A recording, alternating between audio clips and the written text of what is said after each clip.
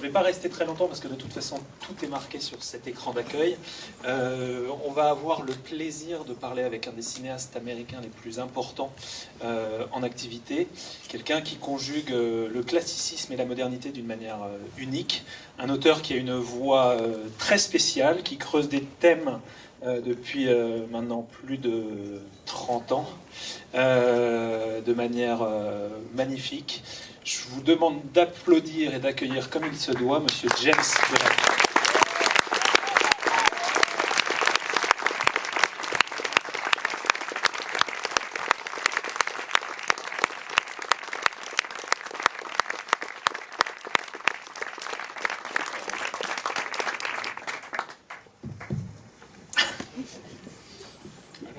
This on anyway. He's going to have to be the one that it's so hot up here. C'est effectivement David qui va être la voix de James Gray en partie tout après-midi.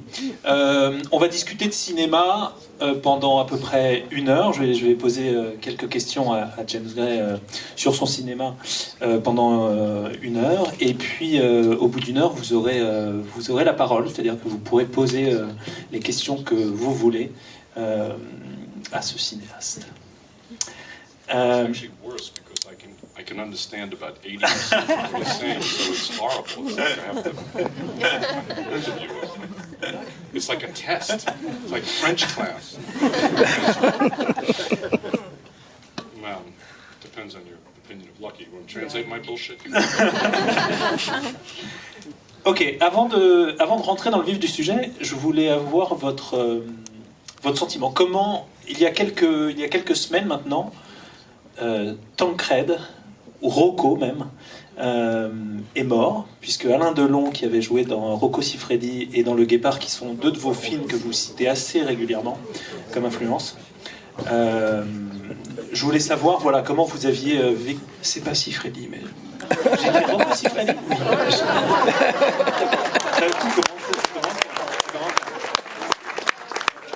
Oui. On lui demandera son avis sur Rocco Siffredi.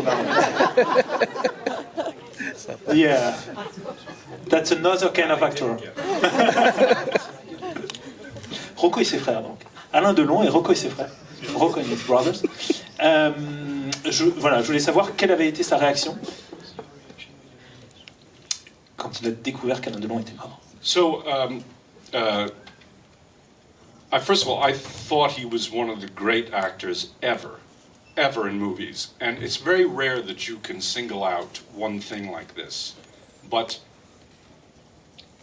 it's not even about the movie, but, the film La Piscine, which everyone, it's actually weirdly become a kind of big hit in New York. La Piscine now, it's been playing for I don't know how long in one theater in Manhattan for months and months. But there's a moment in that movie where he's listening, and the look of hate on his face, of rage and hate and disgust, is the most authentic representation. I don't even know if you know the moment. It's out by the pool, and he's listening to the guy, and it's just a close-up of him, medium close-up of him, as the guy's going on and putting jam on toast, and he wants to kill him. And it's rare that you can single out a moment and say that is the most authentic piece of behavior for that I have ever seen. So I rank him very high. I don't know why I'm talking about Alain Delon specifically, but you asked. I love him. I asked. I love him. No, because of the Visconti's movies. I'm very hot. Is everybody else is hot? Il fait très chaud. Je vais en profiter pour traduire ce qu'il vient de dire. Pour moi, Alain Delon, c'est quelqu'un qui est un des plus grands comédiens, et c'est assez rare finalement de pouvoir donner un exemple précis de la grandeur d'un comédien dans son art. Et nous dit-il, pour moi, le meilleur exemple, c'est dans le film La Piscine de Jacques Deray. Et il y a La Piscine qui est un film, évidemment, un film. He added Deray's name. I like that. That's good. He's good. I didn't say it. I know it. Okay. Romy Schneider as well. I want to talk about it. Yes, Romy Schneider. Donc qui a été un grand hit à New York, qui est encore joué dans 1 ou 2 cinémas d'arrêt d'essai à New York. Donc La Piscine, film très très connu bien évidemment.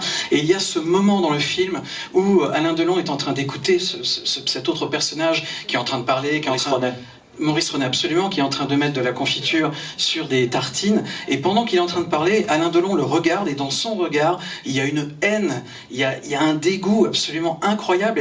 Et c'est vraiment, nous dit-il, la meilleure représentation de la haine, du dégoût, de tout ce qu'on peut faire passer dans les fameux yeux d'Alain Delon. Donc vraiment, pour lui, il nous dit, je le place très très haut.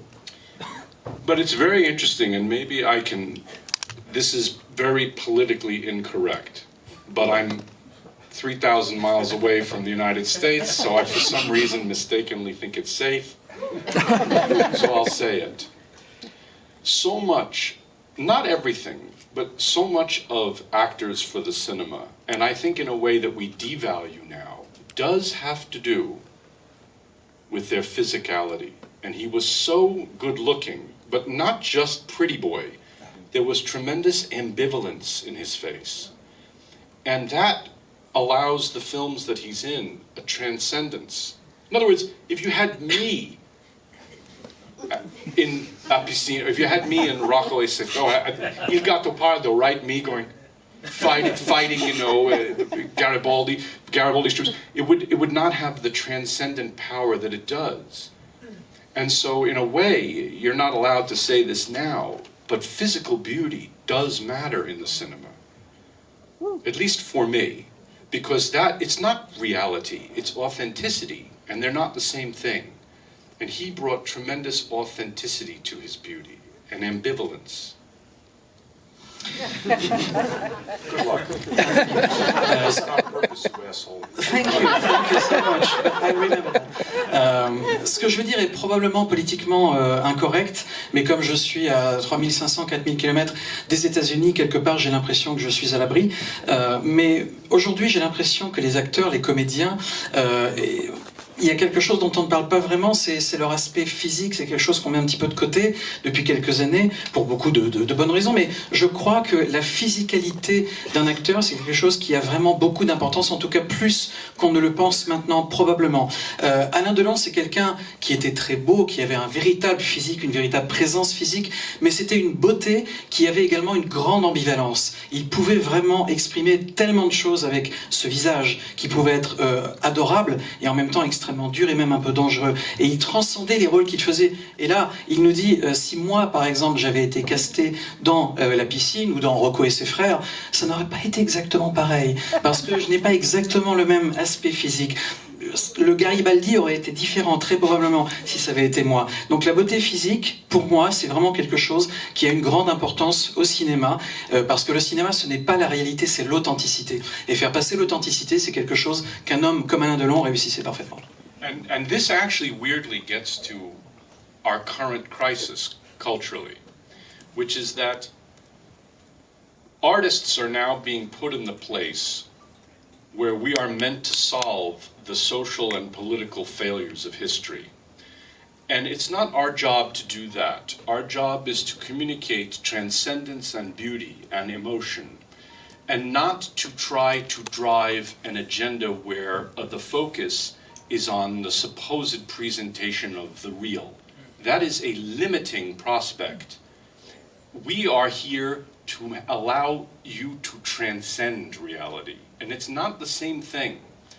So when you talk about Delon, or when we talk about Ingrid Bergman, or we talk about, I don't know, any great actor from this, you know, you watch these studio system pictures from the United States, the fakeness of the image, Barbara Stanwyck with lots of filtration, that's actually integral to what we call the magic of the silver screen. You cannot separate that.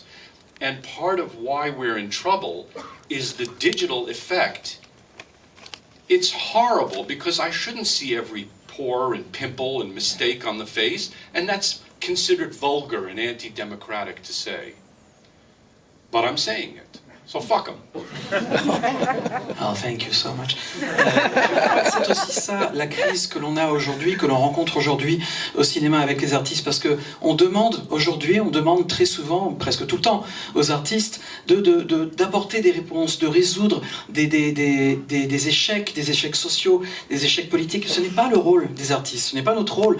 Notre rôle, nous dit-il, c'est de communiquer la beauté, de communiquer quelque chose qui transcende tout ça. Ce qui est réel n'a pas sa place, n'a pas toujours, pas forcément sa place au cinéma, parce que ce serait limiter notre rayon d'action et ce qu'on dit. Il faut qu'on arrive à transcender la réalité, nous dit-il. Pour moi, notre rôle, c'est ça. Et des comédiens comme Delon, comme Bergman, c'était des comédiens qui avaient un côté faux, une distance, qui permettait de transcender tout ça et de passer à un autre niveau. L'aspect complètement artificiel de quelqu'un comme Barbara Stanwyck, ça faisait partie de la magie d'Hollywood qui a un peu disparu aujourd'hui.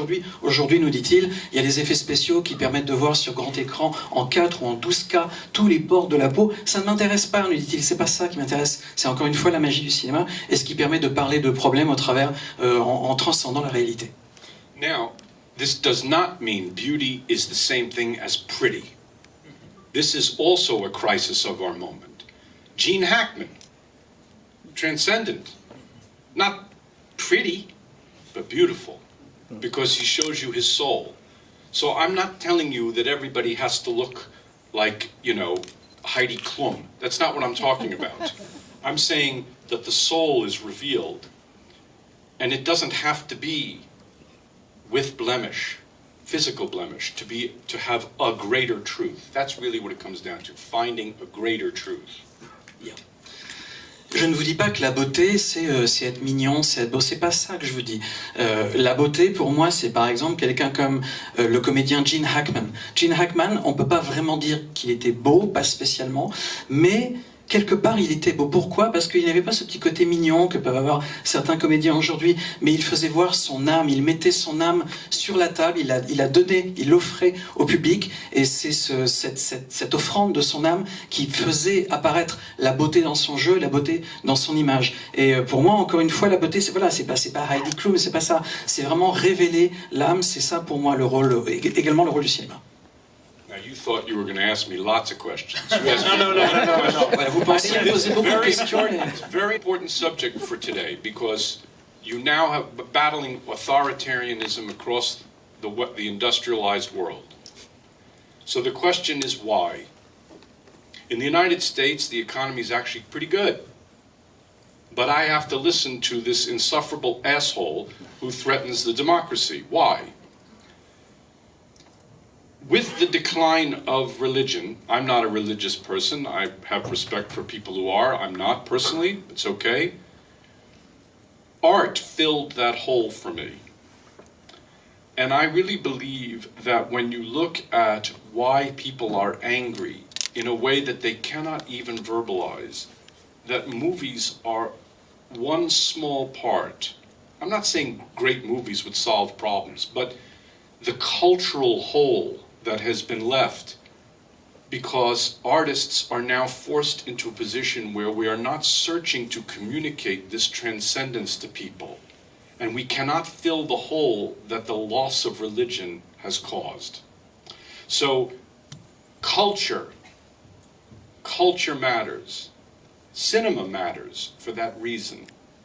And I become very adamant about this, that we should seek the authentic, but that is not the same thing as the real, because real is not necessarily interesting or beautiful.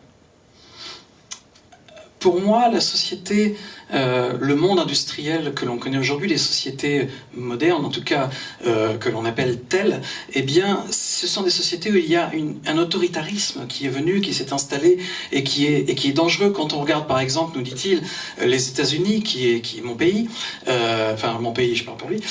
Donc les États-Unis, on regarde l'économie aux États-Unis, l'économie va bien, le pays va bien, il n'y a pas de gros problèmes, mais il y a un gros problème. Pourquoi ? Parce qu'il y a des types affreux, qu'il n'a pas cité, mais je pense que tout le monde sait de qui il parle. Connard, il a dit. Oui, un connard, il a dit un connard, je suis poli.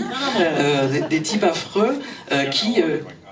des types affreux qui prennent la parole, qui monopolisent la parole. Pourquoi c'est ça? Il nous dit, je pense que le problème, ça vient notamment, par exemple, du déclin de la religion. Alors lui-même nous dit-il, moi je ne suis pas religieux moi-même, mais la religion est en déclin, et donc ça a créé un vide s'est créé, et ce vide, il est resté vide. Pourquoi il est resté vide? Parce qu'on demande à des artistes, les artistes actuels, de remplir ce vide. Mais le remplir avec quoi? Parce que les artistes actuels, ils ont, encore une fois, c'est ce qu'il disait tout à l'heure, ils ont perdu ce besoin, ce devoir de transcender la réalité. Ils ont remplacé tout ça. Aujourd'hui, beaucoup de gens sont en colère, ils n'arrivent pas à verbaliser cette colère. Alors, il y a des films qui sont là pour remplir un vide culturel, et voilà, le problème, c'est simplement qu'on peut remplir un vide culturel, mais on peut plus le transcender. Mais ce qu'il tient à dire, c'est que la culture compte, la culture est importante, le cinéma compte, le cinéma, les films, tout ça c'est important, et c'est encore une fois important d'arriver à faire passer un message d'authenticité plus que de vérité, etc., ce qui l'intéresse beaucoup moins. C'est vraiment l'authenticité des sentiments, de ce qu'on fait voir qui intéresse avant tout. And one last thing, and I promise I'll shut up. Une dernière chose, et après... Everybody in this room knows what I'm talking about. In movies, for my and our love, you have superhero stuff, which is like McDonald's. That doesn't give you what you need. We know that. People flying around and it's all bullshit. It's no connection to our lives on any level. And then on the other side, take the camera off the tripod and tell a real story. I cannot tell you how many of those movies I see. Hundreds and hundreds of movies where the idea is a verite movie and they're going to tell you the dirty, rotten truth. And what I miss when you say Alain Delon is that beautiful middle, not middle brow, but middle, where it can transcend the ugliness of our moment. Well, you better try your best hand at that. I don't know. And one more thing I would say. So you go to an art museum, right? I'll go to an art museum and I'll see a very mediocre photograph, and then next to it there'll be 4 paragraphs telling me the meaning of the photograph and why it has cultural relevance. Fuck you! If I need the 4 paragraphs, I'll just read the 4 paragraphs at home. I don't have to get on the subway and come to the museum and look at the mediocre photograph.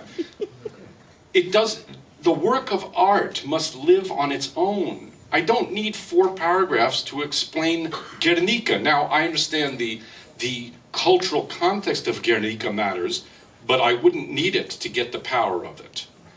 And so you have to ask yourself, where are we as artists in this moment, in this culture? And we must fight for the transcendent. Thank you. I know you know what I'm talking about. I hope I do. Tout le monde dans cette salle ici aujourd'hui, vous tous, vous savez de quoi il parle, vous êtes au courant, vous savez tout ça déjà. Les films de super-héros, pour lui, c'est des films qui ressemblent un peu, c'est un peu comme McDo. Voilà, on les consomme très vite, on les oublie très vite. Les gens qui volent comme ça dans la rue, oui, peut-être, mais il n'y a pas de réelle connexion. Il n'y a pas de connexion avec ce qui nous entoure, avec les problèmes qui nous entourent, avec les dynamiques qui nous entourent. Il n'y a pas de lien, et c'est pas ça qui l'intéresse. Ce qui l'intéresse, c'est quand on prend une caméra, qu'on la retire du trépied, et puis qu'on raconte une vraie histoire, qu'on va, encore une fois, essayer de retrouver l'authenticité de tout ça. Mais quelque part, il a aussi vu des centaines et des centaines de films comme ça. On parlait tout à l'heure de Alain Delon. Alain Delon, eh bien, c'est quelqu'un qui lui donne envie de trouver le milieu qui existe entre ces deux mouvements. Le grand spectacle qui est complètement déconnecté de la réalité, et puis la réalité au plus près de la réalité, l'authenticité. Trouver ce qu'il y a exactement au milieu, donc devenir un artiste qui puisse transcender tout ça pour faire voir d'une autre manière la laideur du monde qui nous entoure. Et il nous dit également que quand il va dans un musée d'art contemporain, il voit une photographie sur un mur. La photo est pas terrible, la résolution est pas terrible, et juste à côté de la photo, il y a 4 paragraphes qui existent, le pourquoi, du comment, du ceci, du cela. Et il dit, mais si j'avais envie de lire ça, je l'aurais lu à la maison, je l'aurais lu sur Internet. Et une œuvre d'art n'a pas besoin d'une explication de 50 pages pour qu'on comprenne, pour qu'on ressente ce que l'artiste a voulu faire passer. Guernica, par exemple, quand on connaît le contexte, oui, ok, mais ça vit également, ça a une puissance, une évocation, même si on n'a pas le contexte. Donc voilà, être un artiste, c'est aussi essayer de savoir où on est et de savoir où on va. C'est-à-dire que j'avais lancé Delon juste comme ça, en guise d'introduction sympathique, et bon, je me retrouve avec un morceau où tout l'ensemble de la masterclass est déminé. That's fine. Mais I'd rather talk about. So, my picture, thank God, isn't up there anymore. Je So you préfère have to parler look d'Alain at me, Delon you should que look de at Alain Delon, not me. On devrait plutôt regarder un autre. si j'avais cité Alain Delon, c'est d'abord parce qu'il est mort, mais c'est aussi parce que vous avez toujours parlé comme d'une grande inspiration des films de Fellini, de Visconti en l'occurrence, et du cinéma français de la Nouvelle Vague. Je voudrais savoir aujourd'hui quel est justement... Vous semblez être au barycentre en fait entre d'un côté le cinéma américain et le cinéma européen. Et je voulais savoir comment vous arrivez à rassembler ces deux formes de cinéma qui sont antagonistes et qu'est-ce que vous prenez chez chacun d'eux. Well, it depends on whom you ask. Many people would say I don't do it well at all. I don't agree with your question's premise, though, that American and European cinema is all that different. When they're great, they're actually weirdly similar. Europeans can tell a great story, and with tremendous thematic heft, and so can Americans. It comes down really to the one difference that I guess I would make. Well, it's also partly because in the American studio system, as I'm sure you know, very few of the directors were American-born, right? There was William Wyler and Billy Wilder. Alfred Hitchcock came from England. And I mean, John Ford was sort of an exception. Although even there, his cultural ties to Ireland are so deep that you feel the richness of the layers of history and class, which factor so heavily into the storytelling. So I think Americans were at first inculcated by a cinema that had tremendous richness from European storytelling traditions. And that's why we can look at those pictures, and they have that. And the same thing is true with the new Hollywood. You know, the names that are most frequently mentioned, if you say Stanley Kubrick, who was the son of Jewish immigrants living in the Bronx, or Marty Scorsese, whose mother and father are pure Little Italy, also the immigrant experience very present. Francis Coppola, same thing. So there's still the thread of Europe very clearly through the work. Maybe the reason we stink now as Americans is because we don't have that anymore. So I see films made by my countrymen and women and people who do not have an understanding of the role of history and class. We're very good at understanding the surface ideas of identity, but for me it's not particularly interesting. I guess I'm a kind of old fogey Marxist, and because I really love Visconti's view of the world, and you mentioned Fellini, who's a god to me. Go ahead. No, please go ahead. Oh, really? Yeah. You sure? Yeah. All right. You asked for it. But that idea that the world is a complex place, and we acknowledge the fascist within all of us. When the helicopters are coming and bombing everybody. The genius of that sequence in Apocalypse Now, of course, is that it forces us to acknowledge the ugly fascist within ourselves, forging a complex view of the struggle, what it means to be a human being, our ethical and moral conundra laid bare. As opposed to if an American filmmaker probably made that film today, which you couldn't because the scale of it is unmakeable, it would be all with a level of distance about how bad the Americans were at bombing the Vietnamese, which we were, but that's not the point of the sequence. And it's not what allows for a complexity in the art. I think there is an unwillingness to confront the bad part of ourselves. And that is our job. That is what honesty is. It's not to promote ourselves as beautiful human beings and to virtue signal to the audience. So European cinema always appealed to me because, you know, in the case of Visconti, he does acknowledge the splendor and the importance of splendor, the ephemerality of beauty, but always connected by history and politics and a larger sense of economics. So he was the aristocratic Marxist. That contradiction is what makes him beautiful.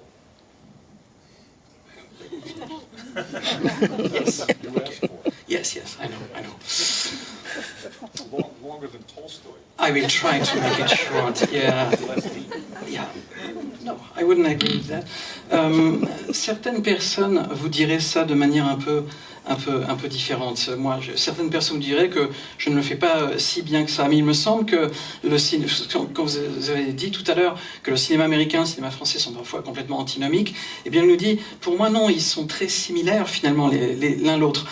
Mais c'est vrai que si je devais citer une différence entre les deux cinémas, donc américains et français, eh bien, c'est que les studios américains, dans les studios américains, à une certaine époque, au début notamment du cinéma américain, les réalisateurs, ils n'étaient pas nés aux États-Unis. Ils étaient nés en Europe et ils ont émigré aux États-Unis. Je pense à Billy Wilder, je pense à Alfred Hitchcock. Ce sont des réalisateurs qui ont une influence, une sensibilité européenne et qui ont, en tout cas, très présent à l'esprit l'histoire, déjà le poids de l'histoire, ce qu'on peut apprendre de l'histoire, également une certaine classe dans le fait de raconter des histoires. Et cette richesse qui vient du cinéma européen, c'est quelque chose qui est très intéressant au cinéma américain. Et puis quelques années plus tard, dans le nouvel Hollywood, quelqu'un comme Stanley Kubrick, par exemple, qui est un réalisateur dont les parents étaient juifs et venaient du Bronx.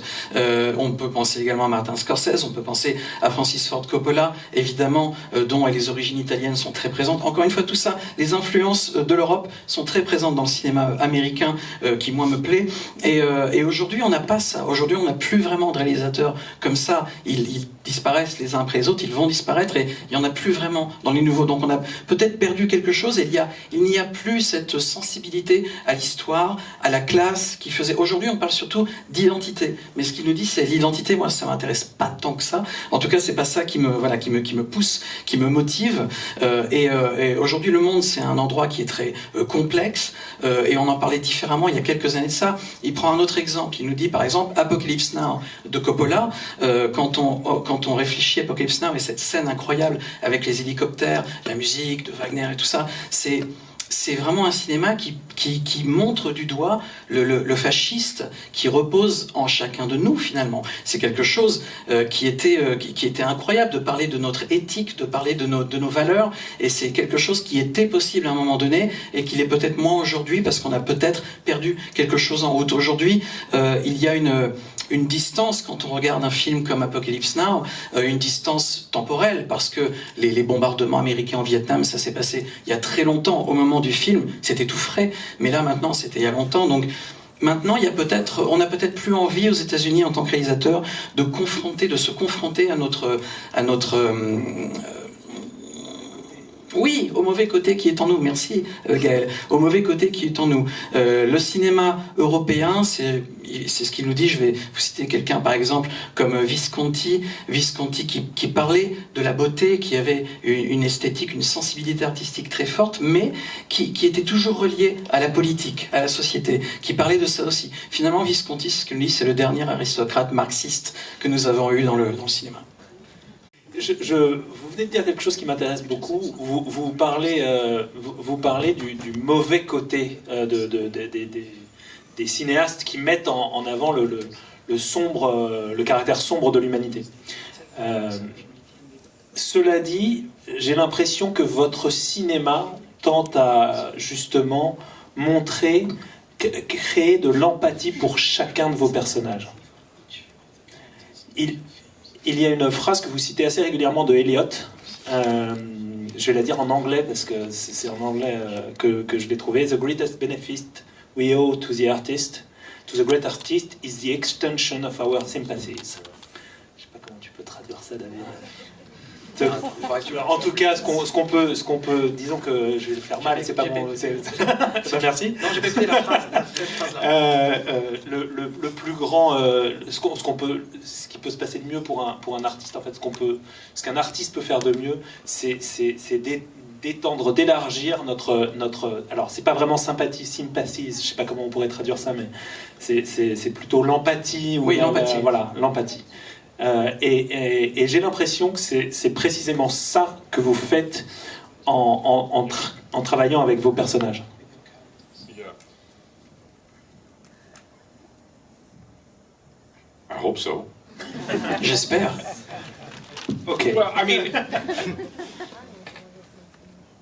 during the COVID lockdown, I decided that I would try to read a bunch of great works that I hadn't read yet, escaped me. And I wanted to read this 7 surviving plays by Sophocles. And the one that I hadn't read was Ajax. So I read it, and here's a work of art that's thousands of years old. And it has total relevance for today. Why?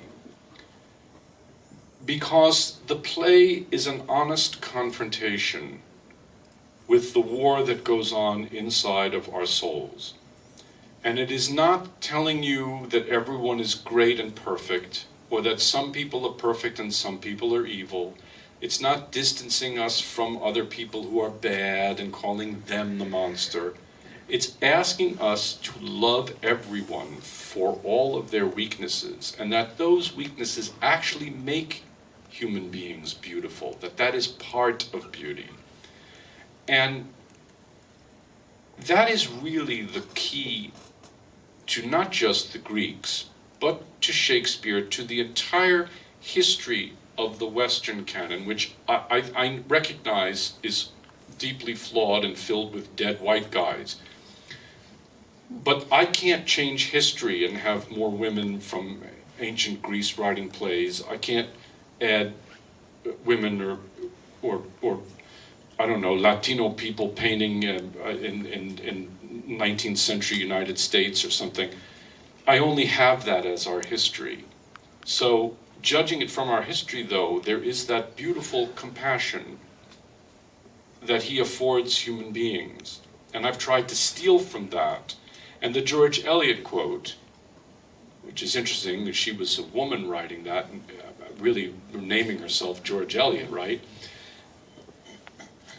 There's such a wonderful ability that she had to understand the true role of the artist is really to love human beings for what's wrong with us, not for what's right with us. Au moment du Covid, j'ai eu, comme beaucoup de monde, comme nous tous, comme vous tous, beaucoup de temps, nous dit-il, et j'ai eu envie de me mettre à lire des livres, des grands classiques que je n'avais pas forcément lus. Et j'ai vraiment eu envie notamment de redécouvrir, de découvrir ou de redécouvrir les 7 grandes pièces qu'a écrit Sophocle, et particulièrement la pièce Ajax de Sophocle.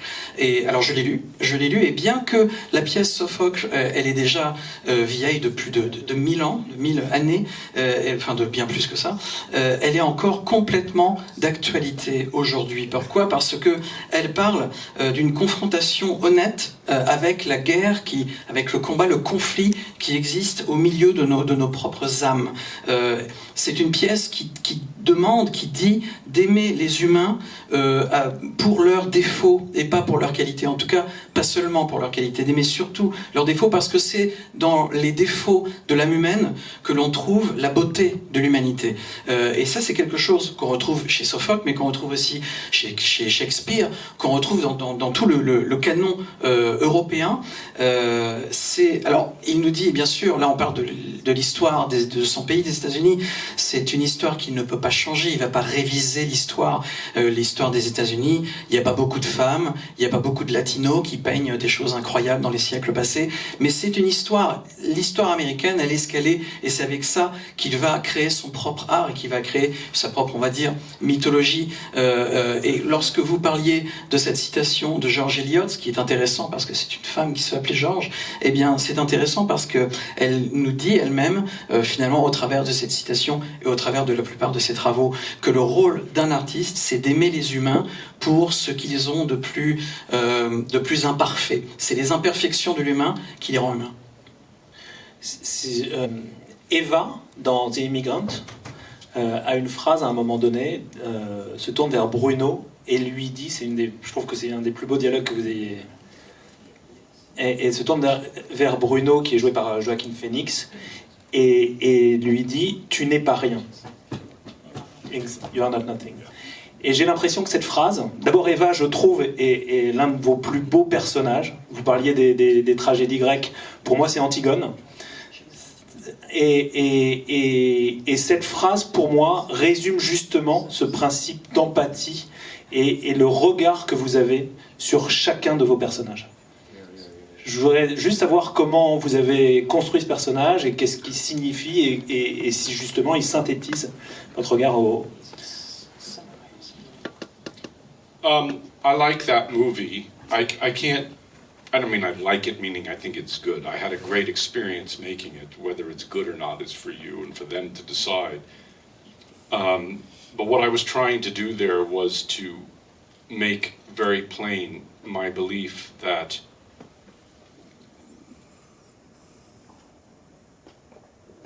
the removal of the wall of judgment and distance in art is the most important endeavor of the creative person.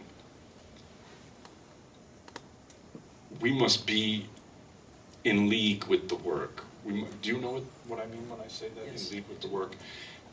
And it's not for us to look down on human beings that are not like us. It's actually incumbent upon us to include everyone, no matter how awful. I know that's counterintuitive. I was driving my children to school, it's maybe 10 years ago, no, longer actually, they were very young. And there was a 90-something-year-old woman who ran the Holocaust Museum in Cleveland, Ohio. And she had met an SS guard that had tortured her. And the interviewer said, well, do you still have so much rage, blah, blah, blah. And she said, no, I forgave him immediately. And he said, how could you do that? And she said, because I then robbed him of the power of his hate. To me, it takes tremendous strength of character to do that. But it's transcendent. I keep using that word today, but that to me was so magnificent that she had arrived at that place of personal peace. And if a work of art can communicate that same outreach, I think that's all we can do. It's the best we can do, and it's all we can do. There's more to that, because he asked me about that film in particular, and we can get into it if you want. J'aime ce film, c'est un film qui m'a procuré beaucoup de joie en tant que réalisateur de le faire. C'était une excellente expérience de le faire.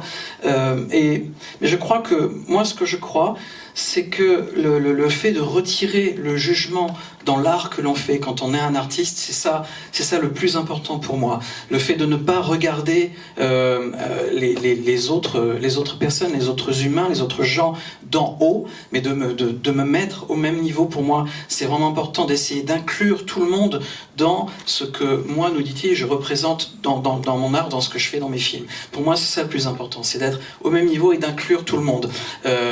Et il nous dit, je me rappelle qu'un jour, il y a déjà pas mal d'années, j'étais en train de conduire mes enfants à l'école, et il y avait cette femme, une femme de 90 ans, qui était en charge du musée de l'Holocauste à Cleveland, dans l'Ohio, et elle avait rencontré un garde SS, elle avait revu un garde SS qui l'avait torturé dans les camps, et il y avait une personne qui interviewait cette vieille dame et qui lui demandait, mais vous n'avez pas de rage, de colère envers cet homme qui vous a torturé dans des conditions abominables? Et elle a dit, non, je lui ai pardonné très très vite. Mais alors, comment est-ce qu'elle a pu lui pardonner? Et elle a répondu, parce que je lui ai volé le pouvoir de sa propre colère. Je lui ai pris. Et c'est comme ça que j'ai pu passer outre, transcender toute cette expérience et lui pardonner. Et ça, nous dit-il, c'est vraiment quelque chose, c'est un pouvoir immense, et ça nécessite une force de caractère gigantesque d'être capable de faire ça. Et c'est transcender une colère, des sentiments comme ça, pour arriver à la paix, pour arriver à la beauté, la vérité, l'authenticité. Eh bien, c'est, nous dit-il, en tant qu'artiste, je crois que c'est ça le pouvoir que peuvent avoir les artistes. Ils l'utilisent pas tous, mais c'est ça le pouvoir qu'ils peuvent avoir, et c'est tout ce qu'ils peuvent faire, et c'est ce qu'ils doivent faire. Now, the artist always must find the objective correlative. Do you have that equivalent term? Yeah. I don't know what it would be. Objective correct. Oh, it's the same. So the idea is, what is the objective correlative for this idea of the extension of our sympathies? The dramatic objective correlative is internal conflict. Internal conflict, not external. Now, American movies are very good at external conflict. There's the bad guy, kick his ass. That's external, right? Internal is, I'm very religious. Do I sacrifice myself for my sister's well-being? That's the internal struggle. So, I was trying to, in that movie, to emphasize the war within her. I stole it a little bit from Shakespeare's Measure for Measure. But that's what I felt was the key to finding compassion for the other, and for her ability to show sympathy and even empathy for Joaquin's character, because she recognized that she herself had to be debased in some way. But that's what I was saying about Ajax, where there's moral and ethical struggle for every single character in that play. That is so critical to our understanding of ourselves and for our ability to express compassion.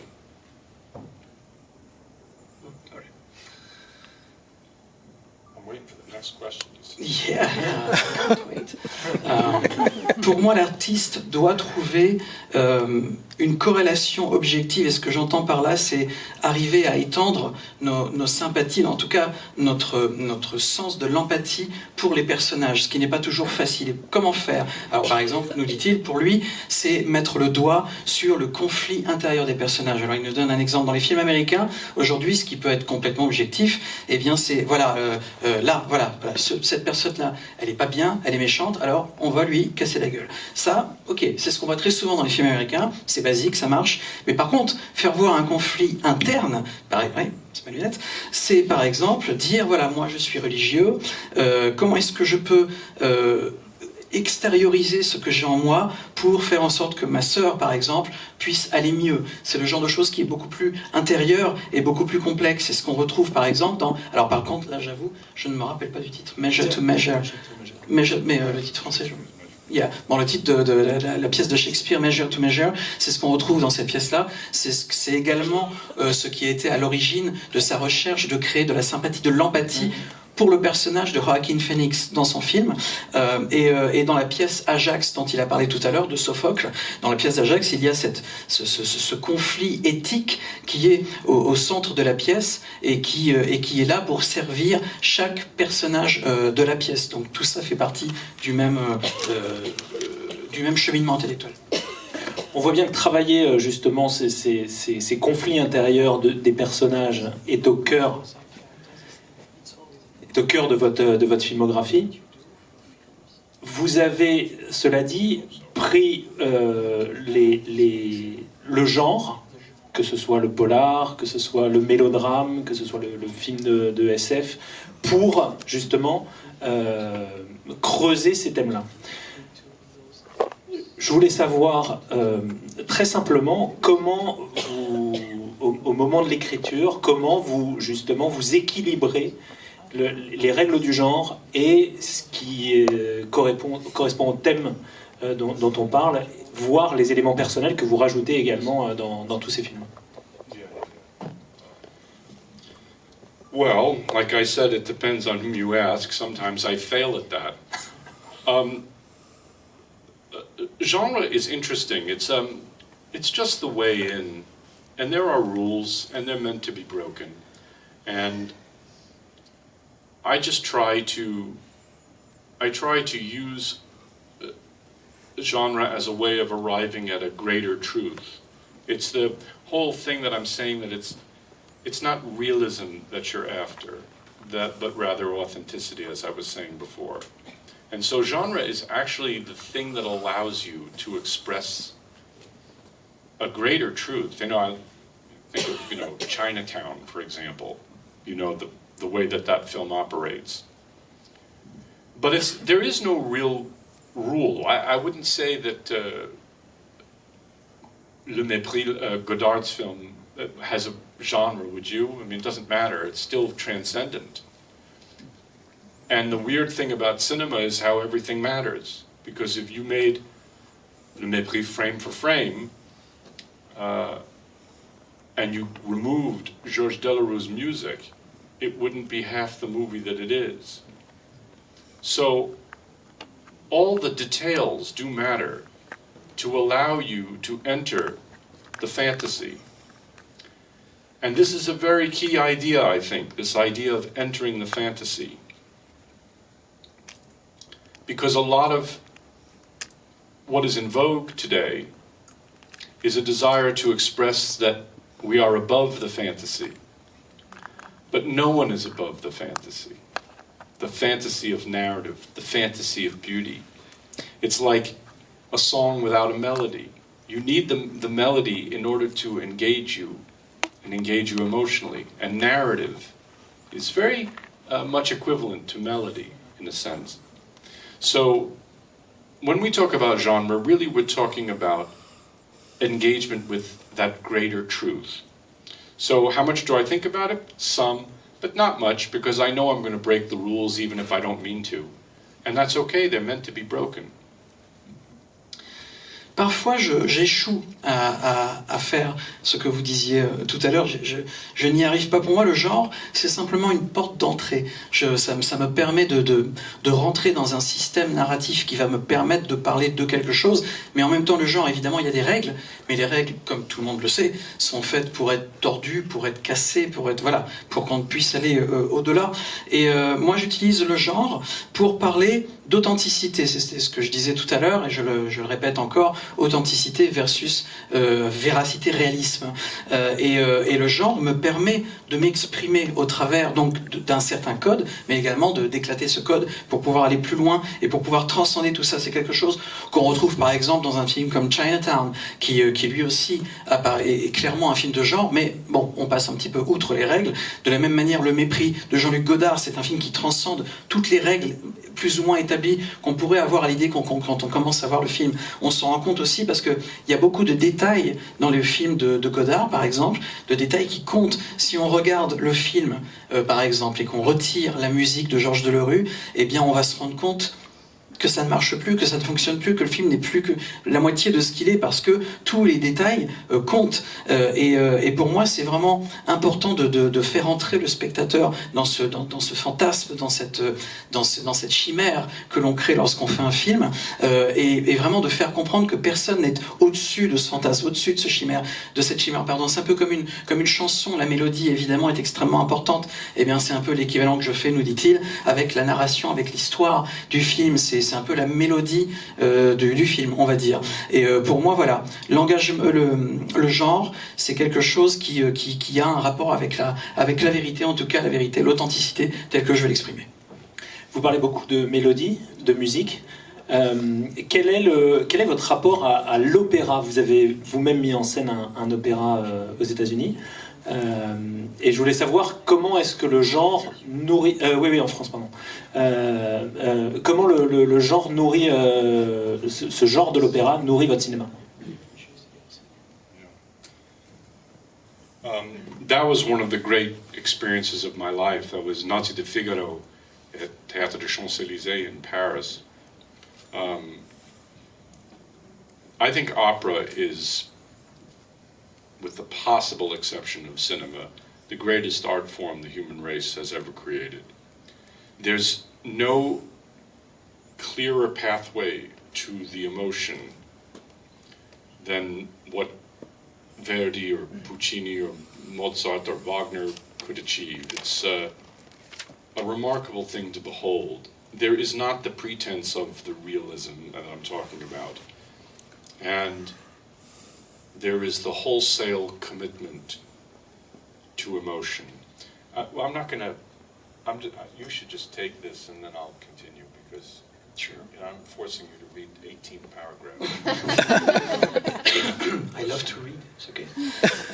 Pour moi, nous dit-il, alors c'est vrai que cette expérience que j'ai eue en mettant en scène un opéra, c'est en l'occurrence Les Noces de Figaro, et pour moi c'était formidable parce que nous dit-il, je considère vraiment l'opéra comme sans aucun doute la plus grande, le plus grand moyen d'expression artistique qui existe. Pour moi, c'est vrai, il est vraiment au-dessus des autres, et je crois que des grands auteurs d'opéra comme Verdi, comme Puccini et bien d'autres, eh bien, ce sont des gens qui ne sont pas contraints par le poids du réalisme, qui peuvent directement s'investir complètement dans quelque chose de féerique, de chimérique, et ils ont une liberté qui est énorme, et ça pour moi c'est vraiment important. Yeah. But I didn't start out loving opera. I came to opera somewhat late. I was probably, I want to say, my mid to late 20s when I started to listen to it pretty obsessively. And it was because I wanted to find a different language for the yards. I was trying to get past the, gangster tropes and try and get past what was very much in vogue in the 1990s. And reach a sincerity, actually. And opera, at its best, is very sincere. So I remember starting, the first thing I listened to, I remember, was Verdi's La Traviata, which is, of course, such a famous work of art. And then, I did the whole thing with Verdi. I listened to everything that I could from Verdi. And from that, I really discovered such a love for it. And it is that sincerity and that willingness to include all of the spectrum of human emotion. And it's not like movies, because you can't do it in a movie, really. I mean, it's interesting because if you see, like Irene Pappas's performance in, I think, Michael Kakoyanis' movies, sometimes she does do operatic, and it's so, like, I don't know if you've ever seen that. It's her performance is at 11, but on the scale of 1 to 10. But she's very brilliant. It's brilliant. I love it, but some people might say, oh, melodramatic. To me, it's honest and has the commitment. But it's the message. It's the idea of what opera is trying to bring that I think does translate to the cinema. Yeah. Je suis pas vraiment un fan d'opéra depuis le tout début, je dois dire que, le dit-il, j'y suis arrivé un peu tard, on va dire, de mes 25 à mes 30 ans. C'est vraiment la période où j'ai commencé à écouter de l'opéra de manière obsessionnelle et compulsive.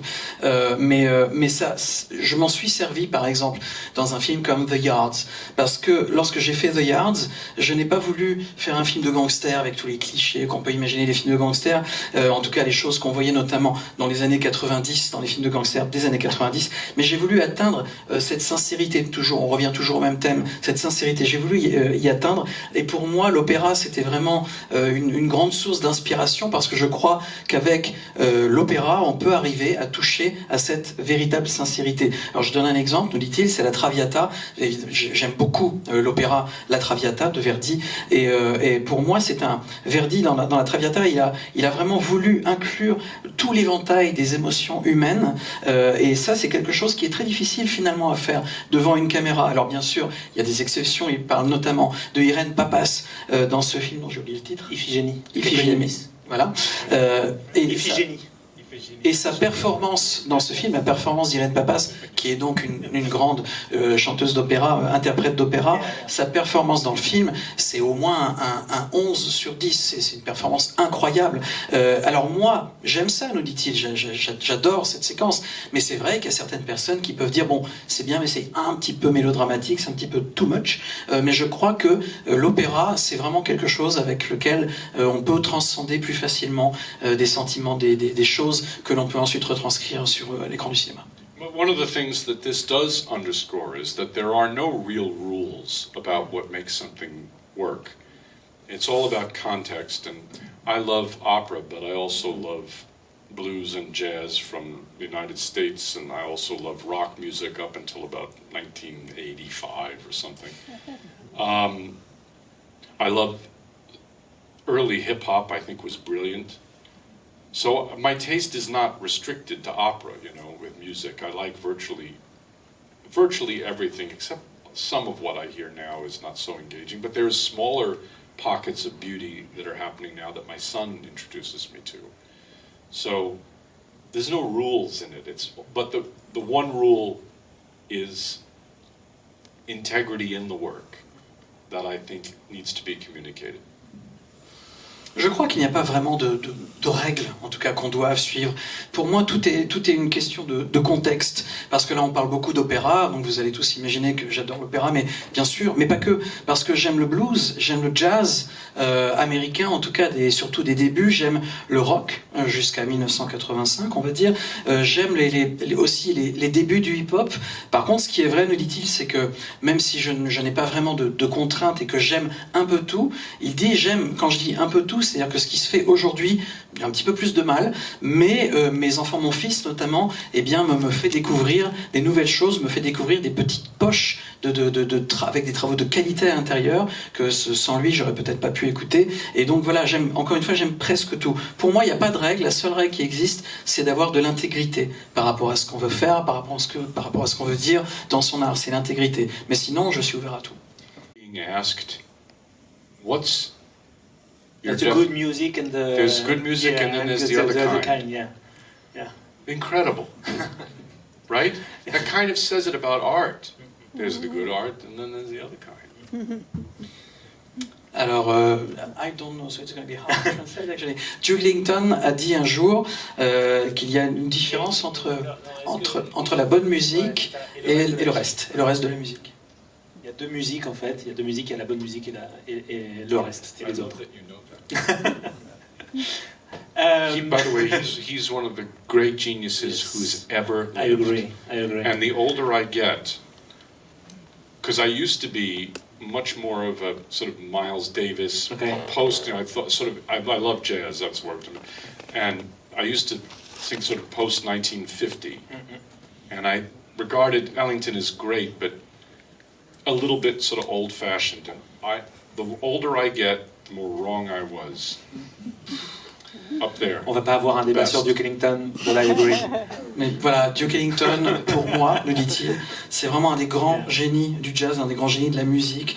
J'avoue, nous dit-il moi-même, que j'étais d'abord plus orienté Miles Davis, que pour moi le jazz, on va dire, c'était les années 50, etc. Mais à cette époque-là, je pensais que quelqu'un comme Duke Ellington, c'est quelqu'un qui était bien, qui était bon, mais qui était un petit peu à l'ancienne, un petit peu voilà, du passé. Et plus je vieillis, plus je me rends compte à quel point j'ai eu tort de penser ça. Une dernière question avant de laisser la parole au public. Quelque chose qui revient dans beaucoup de vos films, pas tous, mais beaucoup, c'est New York. New York des années 80. Et j'aimerais savoir, et c'est le New York étrangement, c'est le New York de la famille Trump, où vous avez grandi. Fred Trump et son fils. J'aimerais savoir quelle a été l'influence de Trump sur ce New York et ce que vous montrez dans vos films.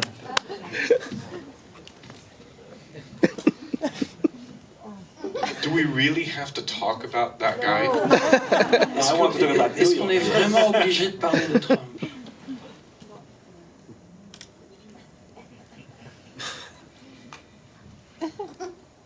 You've been recorded. I mean,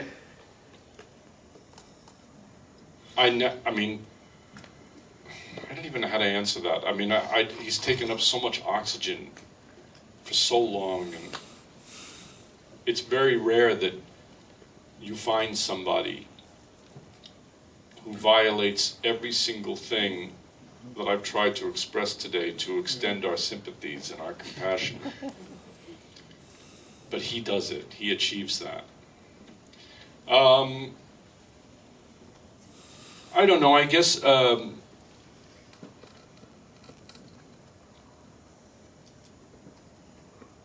he never figured prominently, or the Trump family never figured prominently in my life as anything more than just a window into an unachievable and unattainable wealth, which for me always meant subjugation. You want to start? Sure. Je ne sais pas vraiment, nous dit-il, comment répondre en fait à cette question, parce que pour moi, cet homme dont vous parlez, c'est quelqu'un qui utilise tellement d'oxygène depuis tellement longtemps, et c'est quelqu'un qui va à l'encontre, qui viole littéralement tous les principes, toutes les idées qui sont les miennes, qui sont celles que j'ai voulu défendre, que j'ai exprimées, que j'exprime aujourd'hui. C'est l'exacte antithèse de tout ce pourquoi je vis, je travaille. Pour moi, la famille Trump, qui est évidemment, comme vous l'imaginez, très présente dans la culture, dans la télévision américaine depuis très longtemps, c'est juste une fenêtre ouverte sur une richesse complètement indécente et absolument impossible à atteindre, et pas grand-chose de plus, en tout cas jusqu'à il n'y a pas très longtemps. I mean, also, he was and is, and his father was, overtly anti-Semitic and racist. And in a city like New York, it's actually, you like have to try extra hard to be that bigoted, because it's such a weird mix of all types of human beings from all parts of the planet, that to go the extra mile to be a hater is really, in perverse way, some kind of achievement. So I would just say that they were, for me growing up, a sort of shining example of what not to do, which I guess is a help in having you grow up. C'est quelqu'un, comme vous le savez sans doute, de la personne dont nous sommes en train de parler, c'est quelqu'un qui est immensément antisémite, raciste, qui cumule beaucoup de traits de personnalité qui sont très étonnants de retrouver chez quelqu'un qui a vécu à New York. New York, c'est une ville, c'est le melting pot. New York, c'est un ensemble de nationalités, de cultures, de religions différentes. Et dans une ville comme New York, où tout cela finalement vit très bien depuis très longtemps, voilà, en parfaite communauté, réussir à être à ce point, encore une fois, antisémite, raciste, ça demande tellement d'efforts, ça demande tellement de conviction que, alors bien sûr c'est particulièrement pervers de dire ça comme ça, mais quelque part c'est une véritable réussite de sa part de parvenir à rester comme ça dans une ville comme New York, c'est presque impossible. Donc alors on va pas aller jusqu'à l'admirer, mais enfin c'est en tout cas pour lui quelque chose qui est un exemple brillant dans le ciel de ce qu'il ne faut surtout pas faire. Voilà. Il a toujours regardé cette personne-là comme vraiment le phare vers lequel il fallait se détourner et aller dans l'autre sens. Well, you said something I didn't say. Melting pot. I never called New York a melting pot Oh, sorry.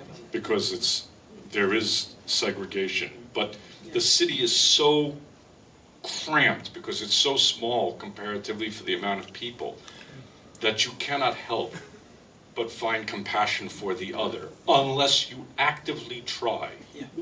which is amazing that someone could achieve that. Yeah. Oui, je parlais de melting pot, mais c'est vrai qu'à New York, la vérité c'est qu'il y a également une ségrégation, c'est un peu ghettoisé à certains endroits, mais en même temps la ville de New York est tellement resserrée parce que c'est une bande de terre qui est très très étroite, il n'y a pas beaucoup de place, c'est pour ça qu'elle pousse plutôt vers le haut en général, et donc les gens sont beaucoup les uns sur les autres, et ça crée évidemment de la compassion, on est presque obligé d'avoir de la compassion les uns envers les autres à New York. Et pour ne pas avoir cette compassion-là, nous dit-il, il faut vraiment faire un effort extra. Et c'est ce que cette personne également est célèbre pour ça. We haven't mentioned the misogyny, but I'm not going to get into that. Ouais, on n'a pas parlé de misogynie, mais on peut It's pas not parler de tout. interesting to discuss him. No, no. I'm tired. No, it was about really the I know what New it York. was, but you mentioned his name, Yeah. and it's like, ugh. Okay. Yeah, exactly. Est-ce qu'il y a des questions dans la salle? Let's go back to the festival. Yeah, I mean, I'm happy to answer it very quickly. I'm very worried, of course, but I don't know. He's never won. Mr. Trump has never won the popular vote, and people forget that. So, I think she has a very good shot. We'll see what happens. They're debating. I'll be flying tomorrow, but they're debating tomorrow. We'll see what happens. I think she has a good shot. She has a chance. Évidemment, je suis très inquiet, comme beaucoup de mes compatriotes, je suis très inquiet, mais en même temps, ce qui me donne de l'espoir, c'est que Donald Trump, vous ne le savez peut-être pas, mais c'est quelqu'un qui n'a jamais eu des très bons scores dans le vote populaire. Parce que c'est une question un peu compliquée là-bas, c'est pas le suffrage universel, etc. etc. Donc voilà, j'ai encore de l'espoir et je crois que Kamala Harris a une véritable chance. Alors est-ce que le débat de demain va changer les choses? Eh ben, on verra. Lui nous dit-il, je serai dans l'avion demain, je pourrai pas le voir demain, mais on verra ce qui va se passer à l'issue de ce débat. Une question là-bas.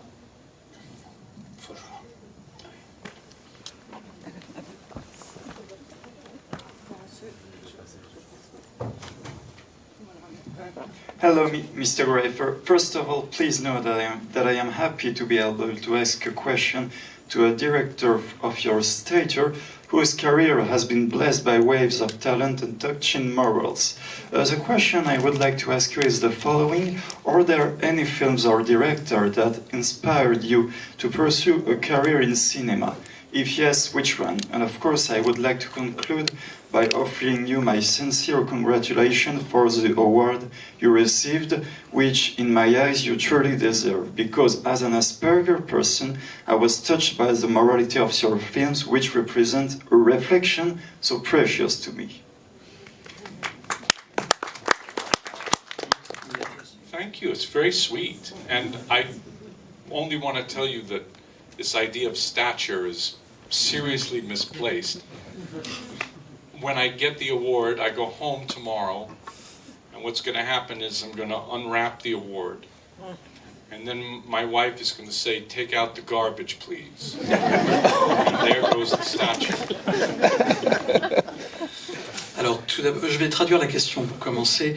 Monsieur disait qu'il était très heureux d'avoir l'opportunité de poser une question à un réalisateur comme vous, cher James, parce que vous êtes un réalisateur, enfin voilà, je ne vais pas reprendre, mais voilà, beaucoup de mots très gentils à James Gray qui a été très, très touché, et une des questions portait sur le fait que vous avez reçu un prix, et quel effet ça vous fait de recevoir ce prix, et en tout cas, il était ravi de poser une question à un réalisateur d'une telle stature, et il nous dit, vous savez, la stature d'un réalisateur, faut pas oublier qu'on est aussi un être humain, et que moi, par exemple, nous dit-il, demain, je vais donc rentrer chez moi, je vais prendre ce trophée que j'ai gagné, je vais l'emballer, je vais prendre l'avion, je vais arriver chez moi, je vais ouvrir ma valise, je vais déballer le trophée, le regarder, il sera beau, et puis ma femme va me rappeler que peut-être il est temps de sortir les poubelles, et puis que ce trophée, finalement, on peut peut-être le... Voilà.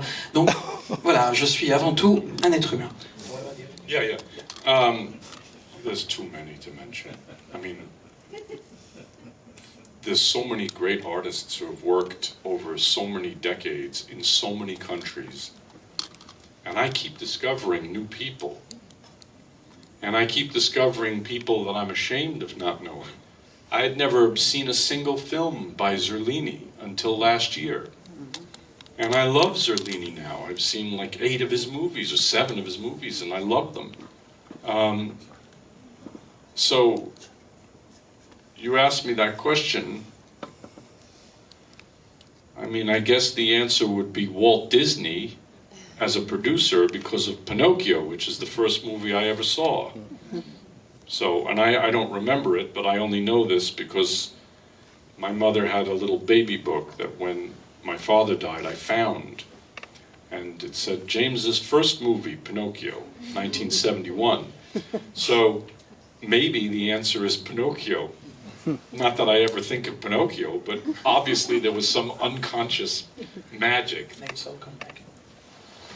I haven't seen Pinocchio since 1971. No, I've seen it since then.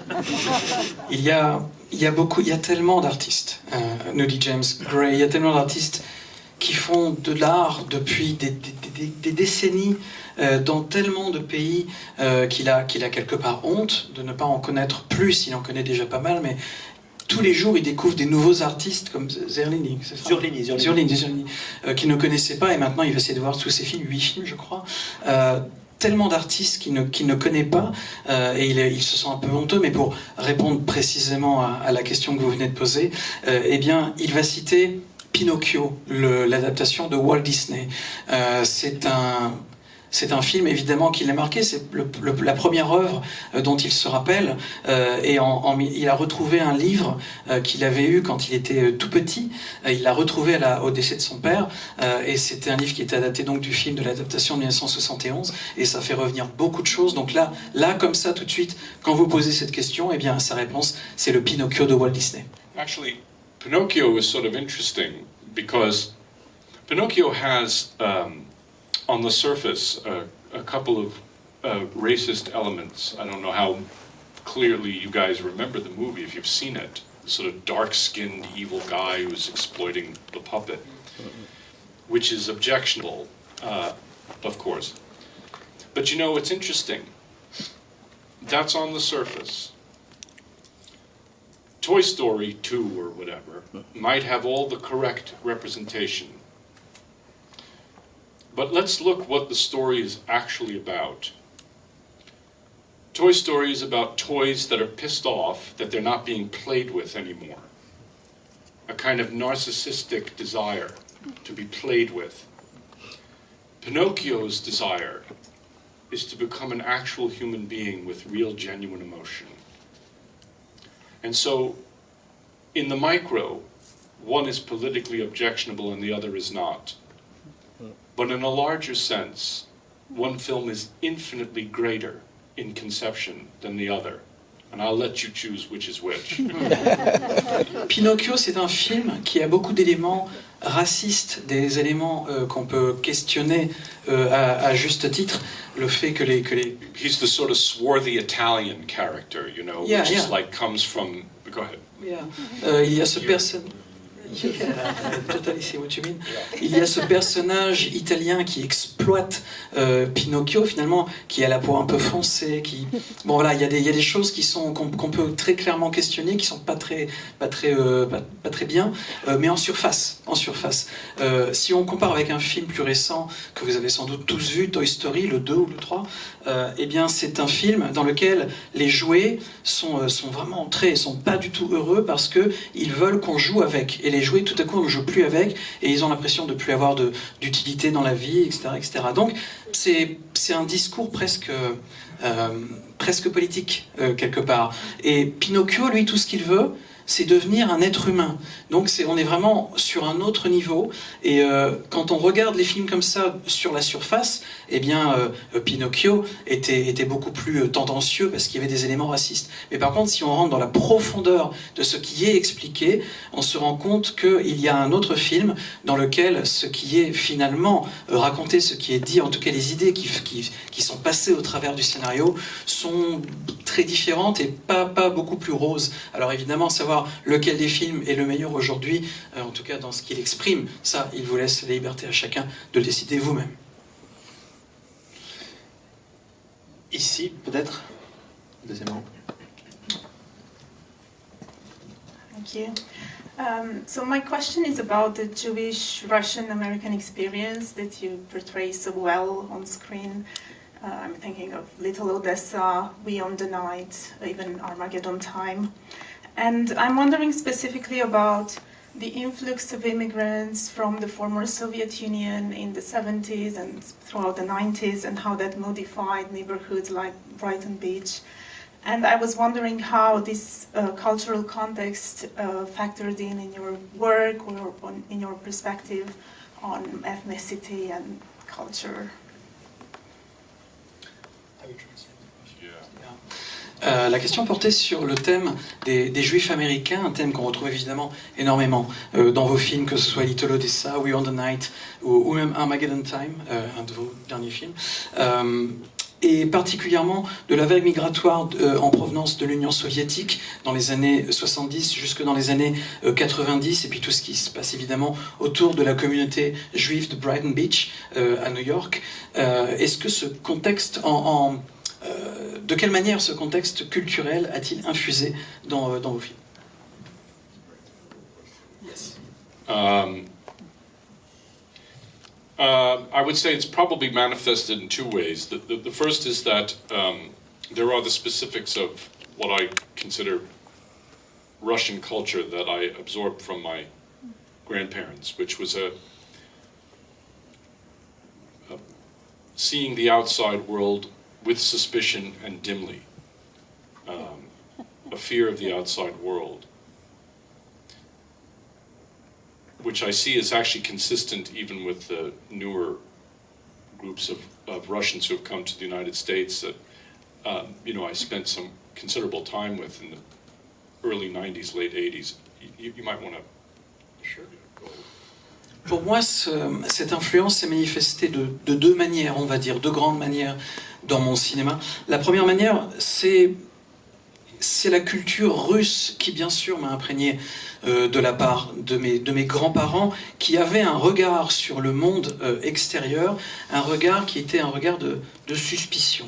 On ne voit pas très bien, on ne comprend pas très bien, et on le tient un peu à distance. On se tient un peu à distance du monde extérieur qui peut être envisagé un peu comme une menace.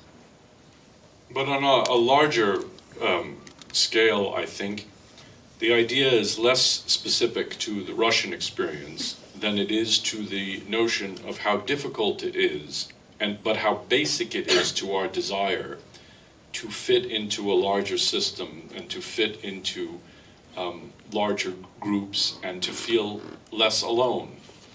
That is the principal struggle of human beings. I'm a member of the so-and-so club. I'm a member of the so-and-so gang. I went to that college to be in that group. It's all a struggle which ultimately, of course, comes down to our mortality because, it's like when you wake up at 4 o'clock in the morning and everybody else in the house is asleep. And it's the 4 a.m. scaries, I call it, because you realize you're all alone. And that need to fit in is very acute and very difficult when you speak such a different language and the culture is so different that you become in a state of shock.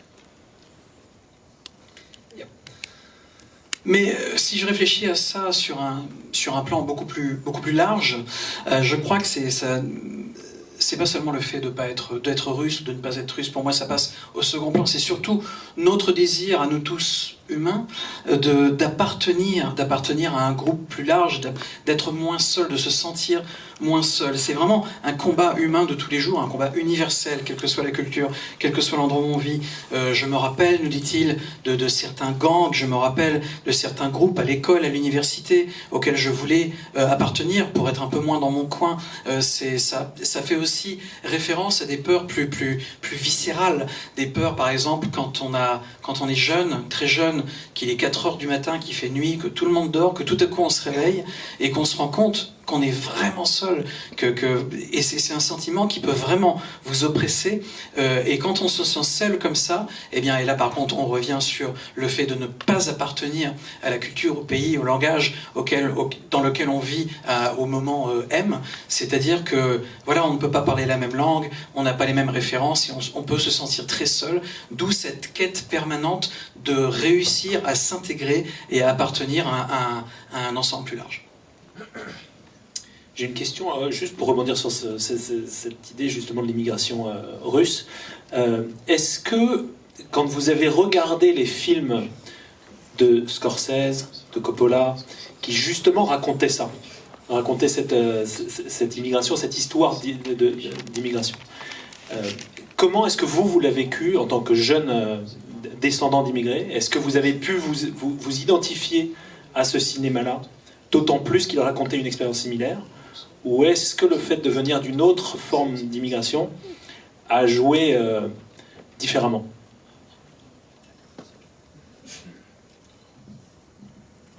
Well, I mean, obviously I related to it very directly, and it's part of why those two particular filmmakers have such an enduringly excellent and deserved reputation. There's tremendous specificity of behavior in those movies. And I remember my father bought a videotape machine in 1980, and he had spent way too much money on it. And my mother got very mad at him because it was one of the first ones, and that we had. They had been around since the late 70s, but we were the first on the block to have it. And because he wanted to record Shogun on television, which was this rambling miniseries. Yep. That's not where I'm going to finish, you know that. C'est vrai que j'ai un rapport direct avec... vous parliez notamment de ces cinéastes, de Scorsese, de Coppola, c'est des réalisateurs qui sont tout à fait excellents. Et cette expérience, effectivement, il y a beaucoup de points communs avec ma propre expérience, nous dit-il. C'est une histoire aussi de comportement. Moi, je me rappelle de son passé, mon père avait acheté un des premiers magnétoscopes. On parle du début des années 80. Was it VHS? C'était un VHS et je me rappelle particulièrement parce que ce gros appareil qu'il avait acheté, on est devenu un peu connu dans le quartier parce qu'on était les premiers à avoir cet appareil-là à la maison. And the first movie that he rented from a photo chain was The Godfather. And I was 11, and it was not good parenting to let me see that movie at 11. But I loved it. And I loved it partly because, you know, they're eating the Chinese food out of these white cartons, which we used to get. And, you know, I'm not Italian, obviously, but I recognized a lot of the New York details. And then only about 3 months later, that was September of 1980, my brother and I sneaked into the Sutton Theater on 57th Street where we saw Raging Bull. And I never forget, my brother and I thought it was like a comedy. Because we kept laughing at, you know, Jake sticks his head out the window. Hey, Larry! And it was just like, you know, my neighborhood down the block. Seth, get over here! You know. So my brother and I remember this so clearly. December of 1980, sitting there in the theater and just laughing and laughing and laughing. But I reckon it's because the details of that New York behavior were similar to my experience. The Russian thing is, I think Russians are, and I've had this conversation with both of them, that the Russian thing that I bring to it is a total lack of humor, because, you know, all respect to Yakov Smirnov aside, Russians are not that funny.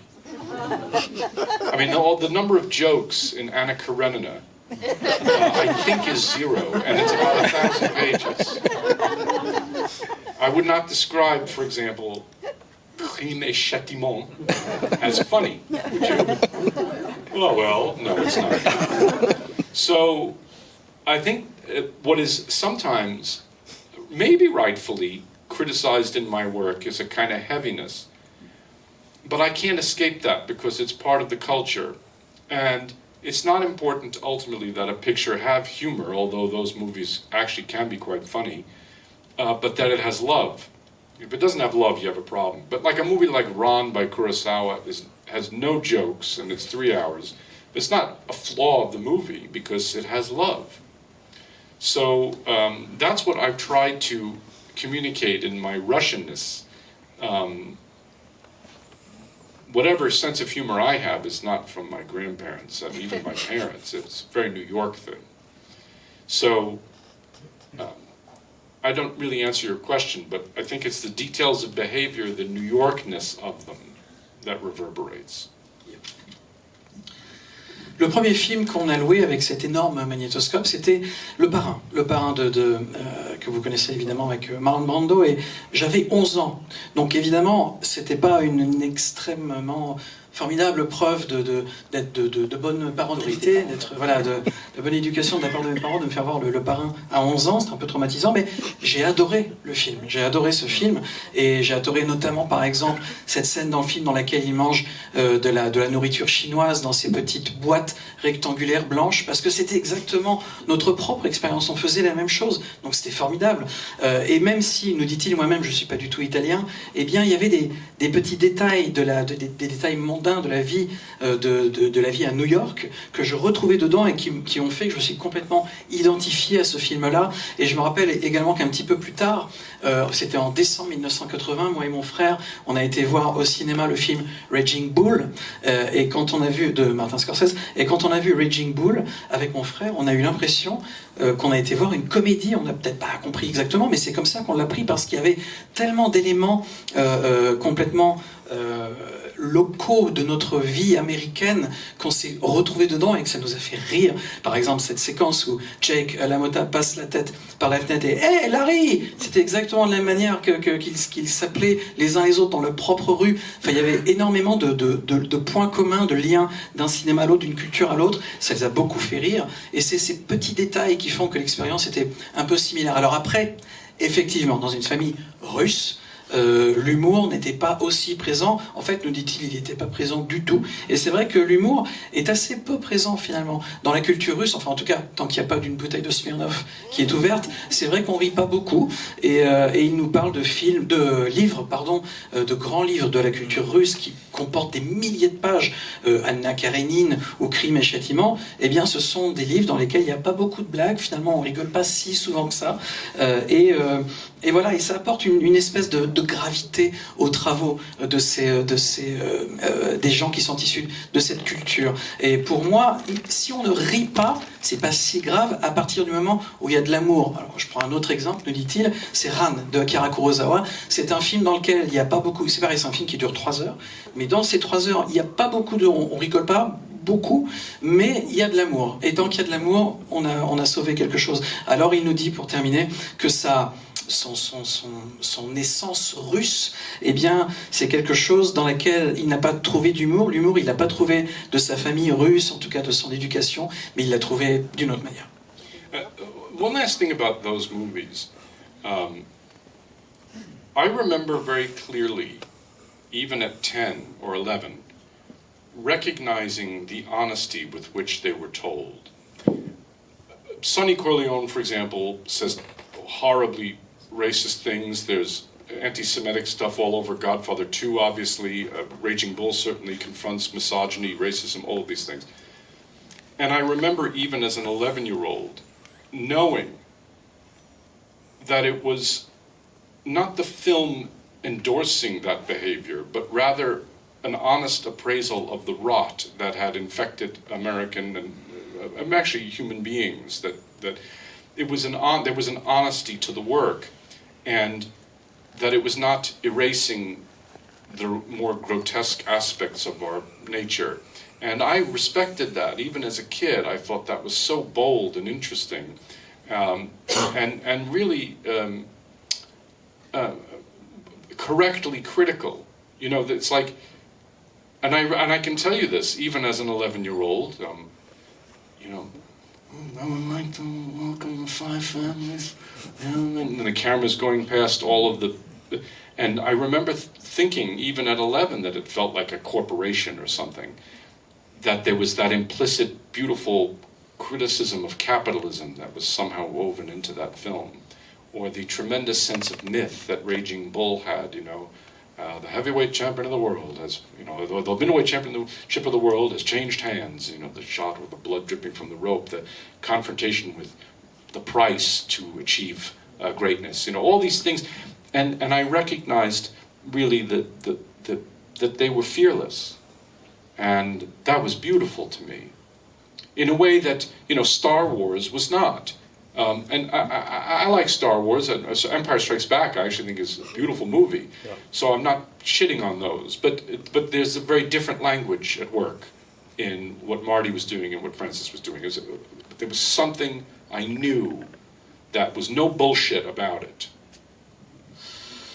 Ces films dont on est en train de parler, qu'on a cités tout à l'heure, je les ai vus à 10 ans, 11 ans, mais j'avais déjà compris qu'il y avait une honnêteté, une sincérité dans ces films. Je l'avais vu déjà même à cet âge très jeune. Le personnage dans les films de Sonny Corleone, dans le Parrain deuxième partie, c'est quelqu'un qui est ouvertement raciste, qui dit des choses atroces.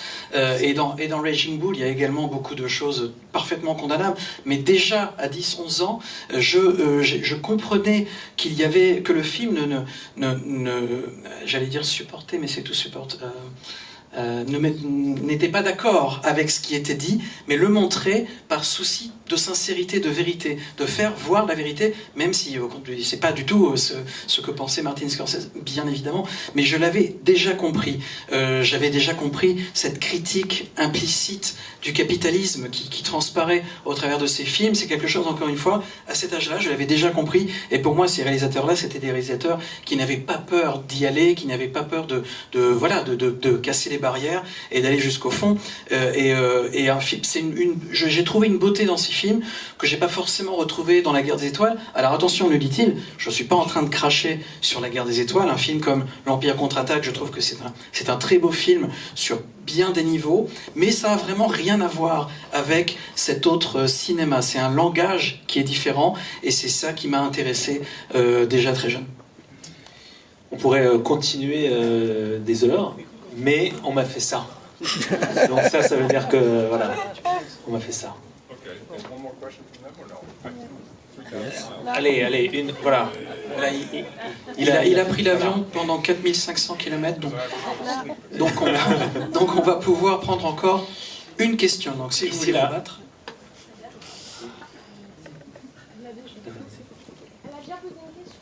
Ah bah oui, non, il faut prendre quelqu'un d'autre. Non, elle n'a pas posé. Pas elle. C'est pas Monsieur Gray, j'aimerais savoir, à ce stade de votre vie et de votre carrière professionnelle, quel est votre conflit intérieur majeur, professionnellement parlant?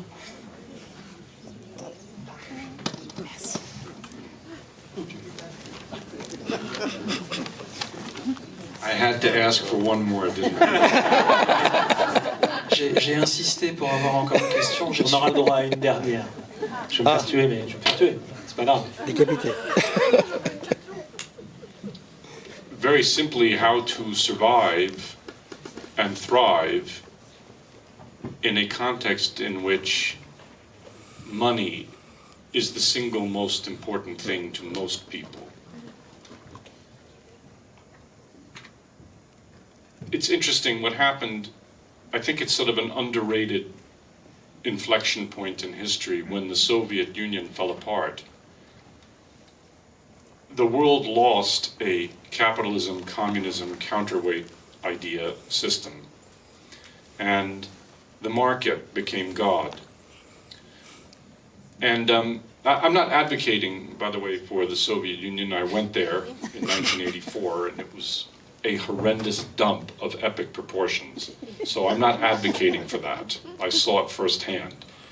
But what it did was it forced a constant dialogue about the validity and ethical nature or lack of ethical nature of capitalism. And when that fell apart, you now have no more discourse on that level, and there is no more selling out. You're supposed to sell out because that's what the system tells you to do. And so my biggest struggle is how to thrive in a system which cares about something that I don't give a shit about, which is how to make the most money possible. That is not interesting to me on any level. And so I have to force myself to pretend that it's interesting to people who give me money, because I don't care about the investment they're making. But I have to, if I want to keep making films. So, to me, that's the big struggle, not just for me, but for a lot of people who want to be creative, because we have not yet figured out, and maybe some century we will, I don't think it's imminent, we have not yet figured out how to monetize the idea of integrity. And that is the real crisis of our age. Thank you. Pour moi, le véritable conflit interne que j'ai aujourd'hui, je peux dire, nous dit-il, que c'est comment je peux survivre dans un monde qui place l'argent au-delà de tout le reste. L'argent, c'est vraiment ce qui est devenu le plus important, et je crois que le véritable point d'inflexion, c'est quand l'Union soviétique s'est écroulée, parce que le monde a perdu un contre-pouvoir face au capitalisme. Alors il y avait le capitalisme d'un côté et le monde, l'Union soviétique de l'autre, et puis tout à coup l'Union soviétique est tombée et le capitalisme est devenu la force numéro 1 dans le monde, et l'argent est devenu roi encore plus qu'avant. Alors attention, nous dit-il, je suis pas en train de dire que j'adorais ce que faisait l'Union soviétique, etc. J'y suis allé en 1984, c'était une horreur. Donc non, c'est pas ça que je dis, mais au moins, il y avait quelque chose qui nous forçait à nous asseoir, à discuter, à réfléchir sur ce qu'on pourrait faire, essayer de trouver un équilibre, précaire peut-être, mais un équilibre. Et aujourd'hui, cet équilibre a complètement disparu, et maintenant, c'est l'argent qui régit tout. Donc ça, aujourd'hui, je dirais que c'est ça, mon combat personnel le plus important, c'est d'essayer de survivre dans un monde dans lequel on vous dit qu'il faut absolument faire de l'argent, ce qui, encore une fois, nous dit-il, moi personnellement, ça ne m'intéresse pas. Mais il faut que je fasse semblant que ça m'intéresse. Parce que quand je fais un film, je vais voir des gens, je leur demande beaucoup d'argent, et ces gens-là, ils veulent un retour sur investissement. Et moi, il faut que j'arrive à les convaincre. Oui, vous aurez un retour. Alors qu'en fait, encore une fois, nous dit-il, c'est vraiment très loin de ce qui m'intéresse vraiment. Ça ne m'intéresse pas. Et je crois qu'on est arrivé à un point dans le monde où il faut qu'on arrive à donner une valeur, à monétiser l'intégrité, et ça pour moi c'est quelque chose qui est très compliqué. Merci beaucoup. Merci beaucoup.